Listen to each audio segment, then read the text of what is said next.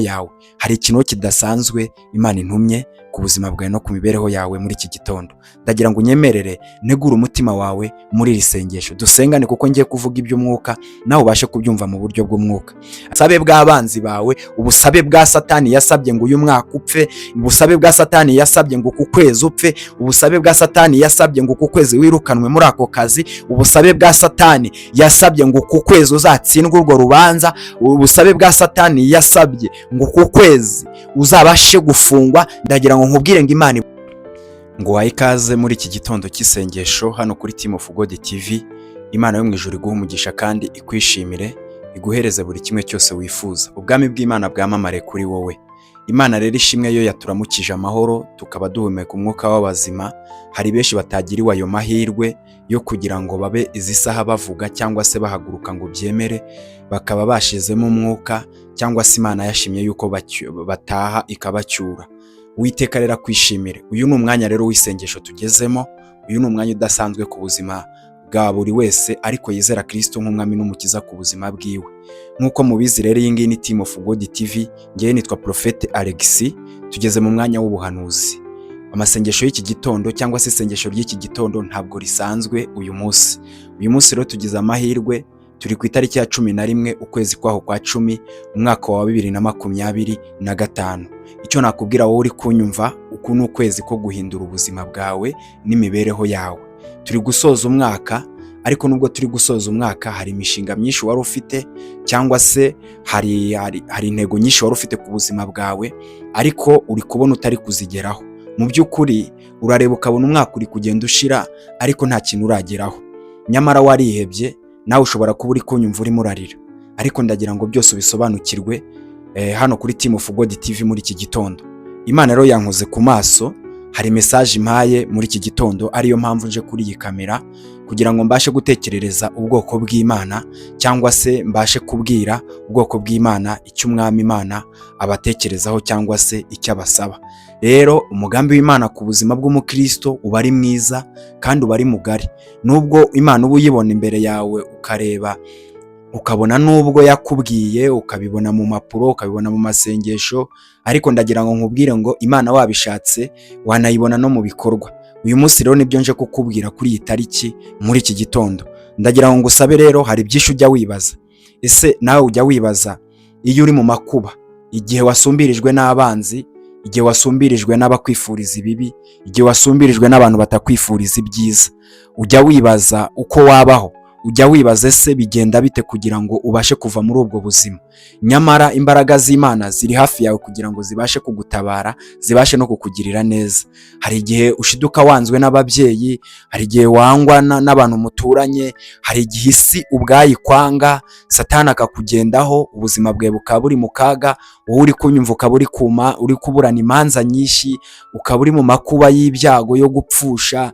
Izi saha ukaba uzindutse ariko uhawe iletre yo kwirukanwa mu kazi, izi saha ukaba uzindutse ujya kudepoza, isi nyine ukaba urimo urayirukamo, ariko iteka iyo yirutsemo nta kintu ufata, nta n'icyo ubona. Uyu munsi rero umugambi w'Imana ku buzima bwawe ushobora kwibaza ngo ni uwuhe? Ndagira ngo nkubwire ngo Imana ije kukwimana. Ushobora kwibaza ngo ije kukwimana mu buhe buryo? Imana ije kukwimana mu maboko y'abanzi bawe, mu maso y'abanzi bawe, mu magambo y'abanzi bawe, mu mitego y'abanzi bawe. Iryo niryo jambo nkuzaniye, ubwo nibwo buhanuzi nkuzaniye muri iki gitondo. Ikindi kintu ndi kubukubwireho ni ikintu kijyanye no kwibaza byinshi bibaho hano kuri Team of God TV. Nkuko mubizi, dutangirira mu mwuka tugasoreza mu mwuka. Benshi mujya mwibaza, mukumva amagambo adasanzwe atandukanye, ukavuga ngo nyagasani umbabarire. Ese ubundi ijambo agasani ni iki? Ese ko wumvishe bavuga ibigirwamana, ubundi ibigirwamana bitandukanira hehe n'Imana twizera, Imana yakoze byose, Imana yaduhaye umwana wa Yesu Kristo akadupfira ku musaraba? Ibyo bintu bita agasani hamwe, ijambo agasani hamwe n'ijambo bita ikigirwamana, ugiye kubisobanukirwa muri iki gitondo kidasanzwe cy'isengesho. Iki ni igitondo kidasanzwe cy'umugambi w'Imana ku buzima bwawe no ku mibereho yawe, wowe uri kunyumva. Unyemerere rero ntujye kure, ndihangana ndagerageza iyi video nyirezime ntibe ndende kugira ngo utaza kurambirwa, ariko byibuze ugende wumvishije umugambi w'Imana ku buzima bwawe no ku mibereho yawe. Hari ikintu kidasanzwe Imana intumye ku buzima bwawe no ku mibereho yawe muri iki gitondo. Ndagira ngo unyemerere negura umutima wawe muri iri sengesho dusengane, kuko ngiye kuvuga iby'umwuka nawe ubashe kubyumva mu buryo bw'umwuka. Ariko ndabanza niyegereze bano bantu. Ushobora kuba udukurikirana hano kuri Team of God TV uri hanze y'u Rwanda, cyangwa se ukadukurikirana uri mu Rwanda mu ce zitandukanye, ariko nawe ubwami bw'Imana cyangwa se ubutware bw'Imana bukuriho. Izi saha bwakuzaho, icyubahiro cy'Imana kikakugeraho. Unyemerero nawe nkwiyegereze nganire nawe, kandi ngiye gusengana nawe unyumve mu buryo bw'umwuka, ntunyumve mu buryo bw'umubiri. Iki ni igitondo rero kidasanzwe ugiye kumenyeramo byinshi, wowe wizera Yesu Kristo nk'umwami n'umukiza, kandi ukaba wizera ko Yesu yakupfiriye kandi yakubambiwe. Iyi ni isaha rero yo kuganira n'Imana. Unyemerera Imana yangiriye icyizere uyu munsi ibashe kunyuzamo byinshi ku buzima bwawe cyangwa se ku mibereho yawe.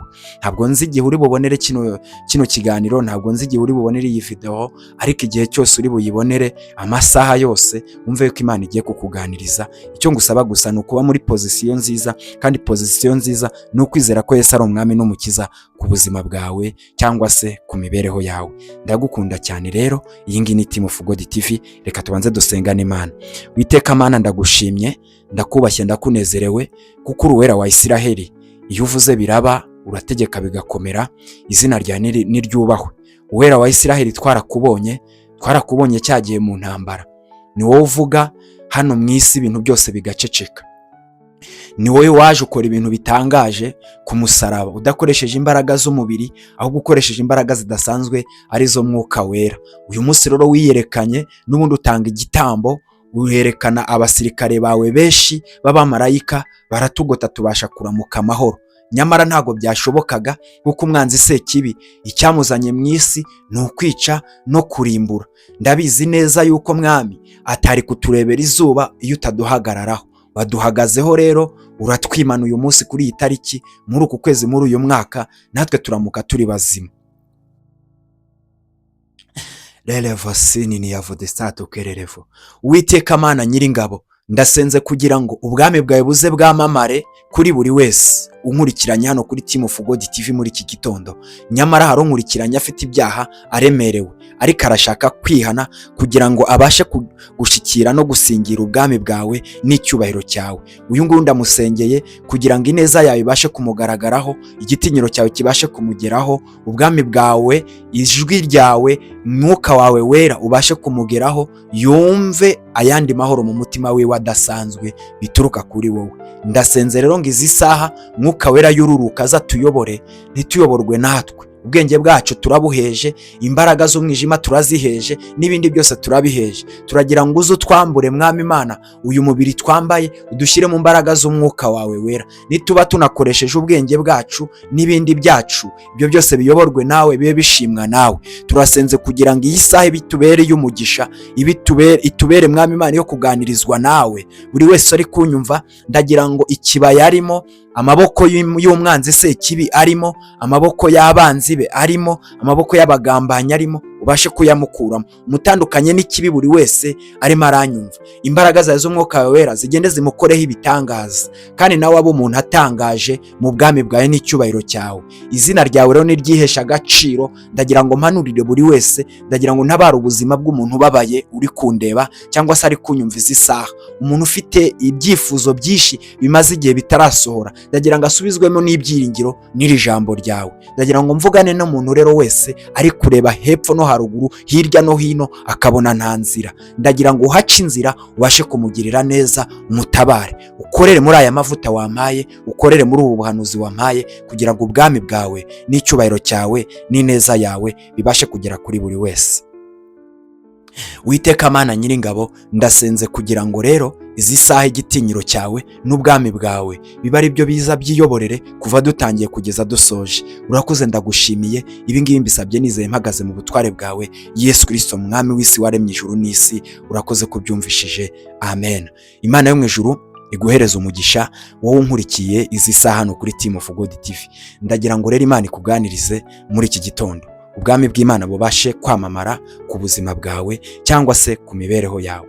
Ushobora rero kuba uri kunyumva urwaye, ndagira ngo mpere ku burwayi bukomeye ku muntu wese uri kunyumva izi saha ukurikiranye Team of God TV. Wowe uri kundeba ariko wizera Yesu nk'umwami n'umukiza. Ndi kukubaza, ese wizera amavuta adasanzwe? Wizera ko Yesu yanesheje urupfu, akanesha na kuzimu, akanesha na Satani?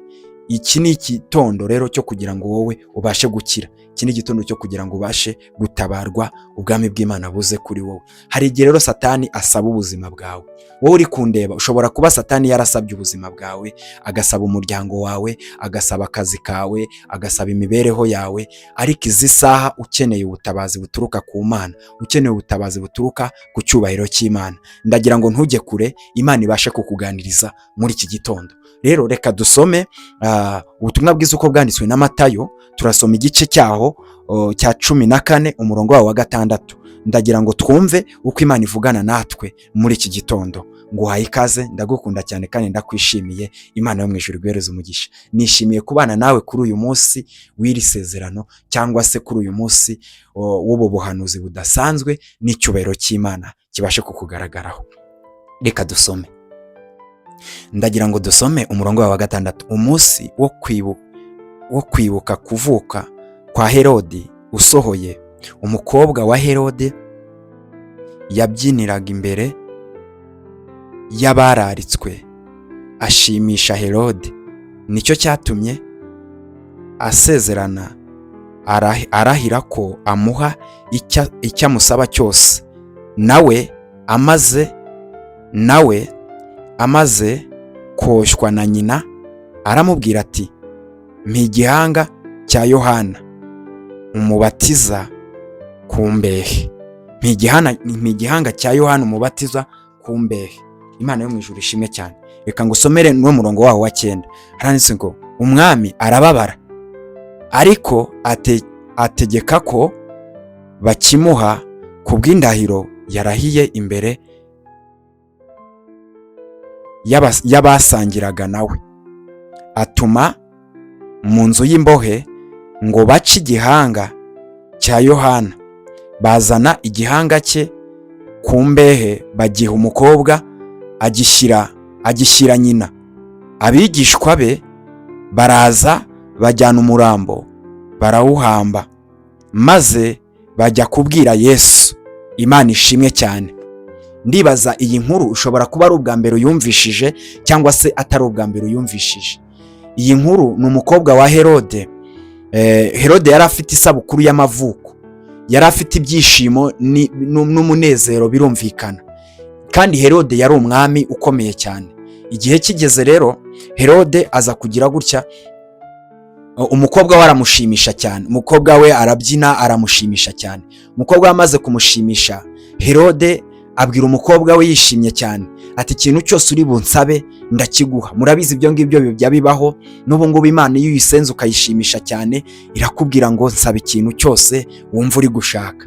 N'ababyeyi bawe ubashimishije barakubwira ngo nsaba ikintu cyose wumva uri gushaka. Ariko umukobwa akaba wewe yaragiye, birashoboka ko yari ni kwisabira imodoka ihenze kuko se yari umutunzi, birashoboka ko yari gusaba ibindi bintu nk'umwana. Ariko umudamu wa Herode yari afitiye umujinya, yari afitiye uburakari Yohana umubatiza. Noneho umudamu wa Herode ajya mu matwi umwana we, aramubwira ngo saba igihanga cya Yohana ubundi akituzanire hano ku mbehe.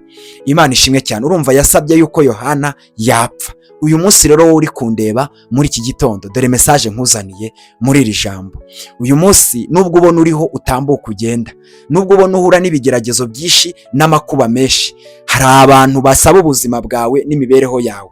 Hari abanzi bari ku buzima bwawe bagusabye, hari abantu Satani yakoresheje kugira ngo basabe ubuzima bwawe. Bashobora kudasaba ubuzima bwawe, bagasaba ubuzima bw'abana bawe, bagasaba ubuzima bw'umugore wawe cyangwa se bw'umugabo wawe. Imana ishimwe cyane. Ndumva afashijwe muri iki gitondo. Birashoboka ko umwanzi wawe agenda imbere ya Satani akamusaba, akamubwira ngo nkeneye igihanga cya runaka, nta zina ndi buvuge. inkomoko y'imanza uri kuburana zitajya zishira, Satani yasabye ubuzima bwawe. Inkomoko y'inzara itajya iva mu rugo rwawe, Satani yasabye ubuzima bwawe. Iryo niryo jambo nkuzane muri iki gitondo. Inkomoko yo kudashaka nk'abandi bakobwa mwabyirukiye igihe kimwe, cyangwa se nk'abandi basore mwavukiye igihe kimwe, abantu mwiganye babonye akazi hafi ya bose, nta kindi kibyihishe inyuma. Umwanzi yasabye ubuzima bwawe, arashaka kuzicwa n'inzara, arashaka kuzapfa usabiriza. Impamvu, inkomoko yo kuba wowe ababyeyi bawe batari understandinga ibintu byose ubabwiye, bagashaka kugendera mu murongo wowe babaguhaye. Impamvu bashaka kuguhitiramo uwo uzashaka kandi wowe ubwawe ufite iyerekwa. Impamvu batarimo barakumva, impamvu umuryango wose wakwanze. Ndagira ngo nkubwire ngo ubuzima bwawe Satani yabashije kubusaba. Nyamara uyu Yohana Umubatiza, umwana wa Herode cyangwa se umukobwa wa Herode, yasabye igihanga cye, birangira bakimuhaye. Bagiye mu nzu ya gereza barakimuha, baramwica, birangira Umubatiza Yohana apfuye. Maze bajya kubwira inkuru Yesu. Ariko ndagira ngo nkubwire, impamvu urwaye waheze mu bitaro kwa muganga, impamvu urwaye izi saha utarimo urakira, impamvu utari kubona akazi, impamvu udatunga nk'abandi, impamvu uheze mu bukode, wirirwa uhinduranya inzu uko bwije n'uko bukeye, inzu zose urazizi. Satani yasabye ubuzima bwawe n'imibereho yawe. Ariko ndagira ngo nkubwire ngo impamvu inganururo, ineza y'Imana ijya ibasha gukura umuntu mu bigeragezo. Urukundo rw'Imana rujya rubasha gukura umuntu mu bigeragezo. Ndagira ngo nkubwire muri iki gitondo, Imana igufiteho umugambi mwiza. Ukimara kumva impamvu uri muri ibyo bigeragezo n'amakuba yawe, Satani yasabye ubuzima bwawe. Hari igihe uba mu buzima ubona budahindura ishusho, ubuzima ubona budahinduka, ubuzima ubona bw'amakuba, ubuzima ubona bwo kurira, bwo kubabazwa, ubuzima ubona nawe ureba ukabona rwose birakabije. Ndagira ngo nkubwire ngo impamvu y'ibyo byose nta kindi kibyihishe inyuma. Hari umupfumu, hari umurozi, hari umwanzi wawe yasabye ubuzima bwawe. Bijya bishoboka ko umuntu yajya no kukurogesha hanze y'igihugu cyacu, bijya bishoboka ko umuntu yajya kukurogesha ku mupfumu uhagarariye abandi hano kuri iyi si. Ariko hari irindi zina rikomeye ry'igihanganye, rya zina ryagiye ku musaraba rikanesha, maze bakarishyira mu mva, bakizera yuko iryo zina ryarangiye. Uwo ni Yesu Kristo, yaranesheje urupfu, anesha na kuzimu. Ibyawe ntabwo ari byo byamunanira, ibyawe ntabwo ari byo byamunanira, ibyawe ntabwo ari byo byananirana ku buzima bwawe. Yesu ahashyize igitinyiro n'imbaraga zidasanzwe. Haleluya! Muri iki gitondo ndumva afashijwe cyane. Imana ishimwe cyane. Ndagira ngo nkubwire ngo uyu munsi ni umunezero, uku kwezi ni ukumunezero ku buzima bwawe. Wowe wakoze subscribe hano kuri Team of God TV, wahisemo neza, kubera ko iteka ugiye kuzajya umenya amakuru y'Imana, umenya amakuru y'ijuru, igihe wizera Yesu Kristo nk'umwami n'umukiza ku buzima bwawe. Uko byarangiye rero bagiye kubwira Yesu, ariko Yesu iyo umubwiye ikibazo cyawe birashoboka. Yesu niwe ugira pièce de rechange y'umubiri w'umuntu. Nta wundi muntu ujya ugira pièce de rechange y'umubiri. Yesu niwe ujya ugira imiti abandi bose hano muri iyi si babuze. Yesu niwe ujya ugira imbaraga abandi hano muri iyi si badafite. Ndagira ngo nkubwire ngo ntacyo burimo, nta hantu kururi Imana itabasha kugukura muri iyi saha. Rero ijambo nje kukubwira, Imana ikwimane igukure mu maboko y'abanzi bawe, ikwimane ubusabe bw'abanzi bawe, ubusabe bwa Satani yasabye ngo uyu mwaka upfe, ubusabe bwa Satani yasabye ngo uku kwezi upfe, ubusabe bwa Satani yasabye ngo uku kwezi wirukanwe muri ako kazi, ubusabe bwa Satani yasabye ngo uku kwezi uzatsindwe urwo rubanza, ubusabe bwa Satani yasabye ngo uku kwezi uzabashe gufungwa. Ndagira ngo nkubwire ngo Imana ibutesheje agaciro. Wowe wubaha amavuta y'Imana, wowe wubaha imbaraga z'Imana, Imana ibashije kugukura ahantu habi, Imana ibashe kugukura muri ibyo bigeragezo, Imana ibashije kugukura muri ayo makuba urimo. Ndagira ngo nkubwire ngo nubwo abanzi basaba, nubwo byagenda gute, igihe uhagaze muri position nziza, bashobora kukuroga indwara ikakugeraho, bashobora kukuroga bakakuzinga, bashobora kukuroga igihe kimwe, ariko igihe kimwe wajya kureba Yesu, wabibwira Imana, uyu munsi ugatumbera Imana, uyu munsi ugafata amaso yawe ukayahanga ku musaraba, Imana yabasha kugutabara. Ndagira ngo nkubwire ngo ubuzima bwawe burahinduka. Ushobora kuba uri umusore uri kunyumva, cyangwa se uri umukobwa, ariko amakuba yose waba urimo, ikigeragezo cyose waba urimo, ibyago n'ibibazo byose waba urimo, uyu munsi umwanzi, ikibi kirava ku buzima bwawe no ku mibereho yawe. Ndagira ngo twinjire mu mwanya wo gusoza, ndagira ngo twinjire mu gihe cyiza cyo gusoza. Imana ishimwe cyane. Nubwo umukobwa wa Herode yasabye igihanga cya Yohana Umubatiza, Imana uyu munsi yemeye kugira ngo ifate ingingo zawe zatatanyijwe na Satani, ifate ibintu bitarimo neza ku buzima bwawe cyangwa se ku mibereho yawe. Imana uyu munsi igiye kubisubiza mu buryo yongere ifate ubuzima bwawe, yongere ibusubize ubuzima mu gihe bwari bwarazimye. Ndagira ngo twinjire mu kindi gice cy'ubuhanuzi cya kabiri. Imana ishimwe cyane kandi Imana ibashe kukunezeza iguhereze byose. Ndagira ngo tubashe kuba twasoma dusome Yobu igice cyaho cya kabiri umurongo waho wa gatandatu. Ndagira ngo dusome Yobu igice cyaho cya kabiri umurongo waho wa gatandatu. Aranditse ngo umutwe w'amagambo uravuga ngo Satani asaba Imana guteza Yobu indwara ngo imugerageze. Ndasoma umurongo wa gatandatu, urihangana kuko amateka ya Yobu murayazi, ariko ndakunyuriramo gakeya, mba ndi mu kirere cy'ubuhanuzi kugira ngo ubashe kumva buri kimwe cyose Imana yantumye ku mibereho yawe no ku buzima bwawe. Imana ishimwe cyane. Ndagira ngo nkubwire ngo Yesu aracyari ku ngoma. Imana irakwimana uyu munsi muri uku kwezi. Imana iragukura ku busabe bw'abanzi bawe, ku busabe bwa Satani. Imana iragutesha amaboko y'umwanzi wawe, amaboko y'umubi. Uyu munsi Satani aramenya yuko usenga Imana. Ndagira ngo nkubwire utere haleluya huri. Ndagira ngo nkubwire ngo utere haleluya huri. Haleluya shuti y'Imana. Haleluya bwoko bw'Imana. Haleluya. Imana ishimwe cyane. Ndafashijwe. Yesu afitiwe kandi azatujyanayo. Nubwo tugeragezwa hano muri iyi si, hari ibindi byiringiro by'ijuru. Nubwo dusonza hano muri iyi si, nubwo twambara ubusa, nuko Kristo atazagaruka, ariko tuzajya mu ijuru. Yesu azaza. Jya ubwira abantu ngo Yesu azaza. Abaguseka bakurebera mu gihe, jya ubabwira ngo Yesu azaza. Abakubwira ngo ntabwo uzatabarwa, ngo ntabwo uzabyara, jya ubabwira ngo Yesu azaza. Umunsi umwe imiruho n'imihate ayo marira, Yesu azaza kandi azaza adatinze, igihe cyose wamwizera. Muri iki gitondo niba witeguye, Yesu uri bumubone. Ndagira ngo nkubwire ngo ijuru ni iry'abera kandi nawe urera, wowe wemeye ko Yesu Kristo ari umwami n'umukiza ku buzima bwawe no ku mibereho yawe. Haleluya. Imana ishimwe cyane. Ndagira ngo dusome umurongo wa gatandatu. Aranditse ngo Uwiteka abwira Satani ati, dore ari mu maboko yawe, keretse ubugingo bwe gusa uba ari bwo wirinda. Imana ishimwe cyane. Igihe cyarageze, Satani yitegereza Yobu. Yitegereje Yobu, Satani asaba ubuzima bwa Yobu. Ndagira ngo nkubwire uburyo Imana yimanye Yobu. Imana ishimwe cyane. Satani asaba ubuzima bwa Yobu. Amaze gusaba ubuzima bwa Yobu, kugerageza Yobu ngo amuteze indwara zikomeye. Ndagira ngo nkubwire ngo ibintu bibi byose ubona ufite, nta kintu kibi kikuriho cyaturutse ku Mana. Ikintu cyose kibi cyaturutse ku bambari ba Satani, abakozi ba Satani, ndetse gituruka no kuri Satani. Kubera ko Satani yasabye ubuzima bwawe, wowe mu Kristo uzakunde kureba. Umukristo arageragezwa, iyo usenga urageragezwa, iyo wubaha Imana urageragezwa. Ndagira ngo nkubwire ngo iyo uri umunyamwuka urageragezwa. Kubera iki? Satani abashaka kugukuramo destiny.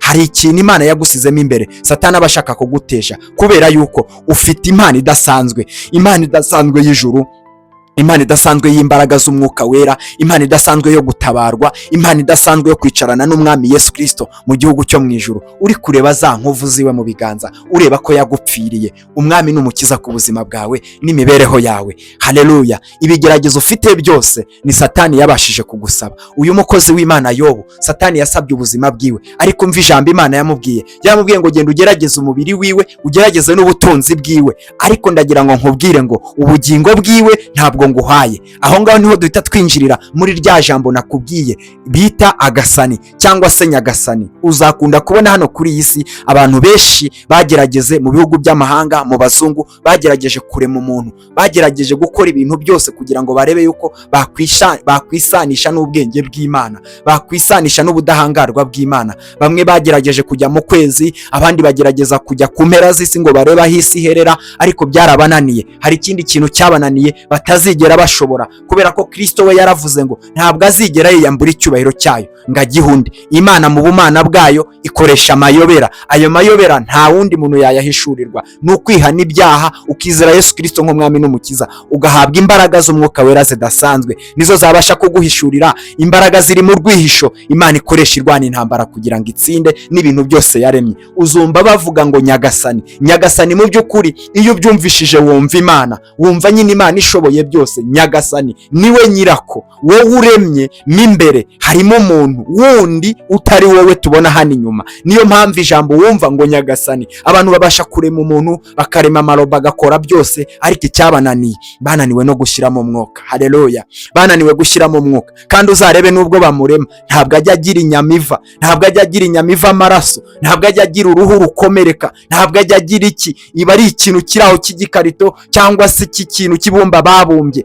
Nta muntu yabasha kurema umuntu. Icyo bita agasani, iryo ni ibanga ry'Imana. Ni agasani nyine, niwe nyagasani. Bivuze ngo hari akantu yagusizemo imbere, hari ibanga rikurimo imbere yahishe abanyabwenge, yahishe Satani. Niyo mpamvu izi saha ibibazo bikugeraho, ibigeragezo bikakugeraho, ariko Satani ntafite uburenganzira bwo kugukura mu mubiri Imana itakurekuye, Imana itagutanze. Imana yatanze umukozi w'Imana Yobu, iravuga ngo ndamuguhaye, ariko ntabwo nguhaye ubugingo bwiwe, ntabwo mbuguhaye. Uyu munsi rero nawe ibyo byakugeragezaga, uyu munsi byose byambuwe ububasha imbere y'Imana. Nta muntu yabasha kukwica nubwo yabigenza gute, nubwo bakuroga, nubwo bakugambanira. Ndagira ngo nkubwire ngo umuntu ukugambanira afite ubushobozi bwo kukwica yakwica, umuntu ugutega mu nzira afite ubushobozi bwo kukwica yakwica, umuntu ukwifuriza ikibi afite ubushobozi bwo kukwica yakwica. Ariko ikintu bita agasani ni akanyagasani nyine. Wowe n'imbere muri wowe harimo imbaraga zidasanzwe z'Imana, harimo ikintu kidasanzwe Imana yahishe muri wowe. Nta muntu yabasha kukwica. Ni kangahe impanuka zibaye uzitoroka wowe udapfa, ni kangahe intambara zibaye ariko wowe ukazirokoka, ni kangahe inzara ije ariko ikagusigura amahoro, ni kangahe bakugambaniye gereza ariko bikagusigura amahoro. Ndagira ngo nkubwire ngo nyiragasani aguhagazeho, nyirimbaraga aguhagazeho. Apana zibiriya bigirwamana Abisiraheli bari batangiye kuramya, biriya bigirwamana by'abakozi ba Bayali bari batangiye gukora kugira ngo abantu bajye babiramya. Biriya bigirwamana ntibivuga, turabigereranya n'Imana abantu biremera hano muri iyi si. Biriya bigirwamana ntibivuga, ntibyumva, nta nubwo bitabara ababye. Iyo imvura iguye barabyanura, iyo igihe kigeze n'izuba barabyanura. Ariko Yesu umuntu yaremye yamusizemo ikintu kidasanzwe, yamusizemo ibanga ridasanzwe. Wowe uhishiyemo ibanga ry'Imana, uri mu rukundo rw'Imana, uri muri mission y'Imana. Mission y'Imana ku buzima bwawe niyo kukwimana mu maboko y'abanzi bawe, mu maboko ya Satani. Iryo niryo jambo nari ngufite muri iki gitondo, ubwo nibwo buhanuzi nari ngufite muri iki gitondo. Ese waba uhari ngo dusengane Imana? Ese waba wifuza ko ngukoreraho umugisha nkagusengera? Ese waba ufite ibibazo n'ibigeragezo byakunaniye byanze gusohora? Ese waba ufite amakuba? Iki ni igihe cyo gutabarwa, iki ni igihe cyo gutabarwa, iki ni igitondo cyo kubona Imana, iki ni igitondo cyo kubona umugisha w'Imana. Ese nawe waba wicaye utegereze igihe kirekire? Ndagira ngo nkubwire ngo ijambo Imana impaye muri iki gitondo igukuye mu maboko y'abanzi bawe, irakwimanye. Hari byinshi Imana intumye rero ku mibereho yawe. Nyemerera rero ngusengere mu gihe maze gusohoza ubutumwa bw'Imana. Uwiteka Mana, ndagushimiye, ndakubashye, ndakunezerewe. Iyo uvuze biraba, wategeka bigakomera. Imbaraga zawe n'imbabazi zawe n'igitinyiro cyawe n'ubutware bwawe biri hejuru ya byose. Data, ndasenze ngo izi saha, uyu munsi kuri iyi tariki, utabare buri wese twari turi gusengana hano kuri Team of God TV. Imbaraga zawe n'imbabazi zawe, kuko uri Uwera wa Isiraheli, kuko uvuga bikaba. Ndagira ngo Mwami Imana umukureho uburwayi, udafite akazi ubashe kukamuha mu izina ryawe gera Kristo. Uri mu bico cyangwa se uri mu maboko y'imbaraga z'umwijima, uwo Satani yamaze kugambanira akamufatisha, uri mu maboko ya Satani, uri mu maboko y'umwanzi, ndagira ngo ubashe kumukuramo, umugirire neza. Mbisabye Mwami Imana ndahangaha hirengeye, kandi urakoze kunkoresha. Ndagushimiye ko iyi tariki wemeye ko nkuvugira nanagukorera, kubw'umuremyi wowe wandemye, kubwo Mwami Imana ari wowe wohereje Yesu Kristo ku musaraba kugira ngo adupfire. Turagushimiye, turakubashye. Ndagusabye rero Data kugira ngo urengere buri wese, umuremere ikimenyetso cy'ibyiza kandi umuremere amashimwe, utabara ipfubyi n'abapfakazi, abababaye. Buri wese akeneye ijambo ryawe n'ubutware bwawe, buri wese akeneye ubutabazi bwawe, ubashe kumugirira neza. Ndagushimiye, ndakubashye. Ibi byose mbisabye nizeye mpagaze mu butware bwawe, amen. Imana yo mu ijuru rero iguhereze umugisha. Ntabwo nasoza ntagubwiye ino nkuru nziza. Wowe twari duteranye hano kuri Team of God TV ari ubwa mbere, ndagira ngo ngusabe ntiwibagirwe ugenda ukanze subscribe rwose, ugenda ukanze aho ngaho hasi ahantu handitse subscribe, ahantu uri kubona akayemuji k'urutoki kagenda gakanda muri iyo screen yawe uri kureberaho iyi video, ugenda uhakanze uraba ukoze subscribe. Ibyo ngibyo biraguhesha amahirwe yo kuzajya udukurikirana buri uko bwije nuko bukeye hano kuri Team of God TV. Uko twauploadinze uzajya ubona notification, kandi wibuke no gukanda like, udusangize n'ibitekerezo byawe muri iyi comment, maze ufate iyi video uyisangize n'abandi babashe kumenya ubutumwa bwiza bwa Yesu Kristo n'ubuhanuzi ndetse n'ikimana ibavugaho muri iki gitondo, kuri uyu munsi, kuri iyi tariki. Urabumfashije kuvuga ubutumwa. Imana yo mu ijuru iguha umugisha kandi kwishimire. Twishimiye kubana nawe hano kuri Team of God TV, kujya mu muryango mugari. Shalom, shalom.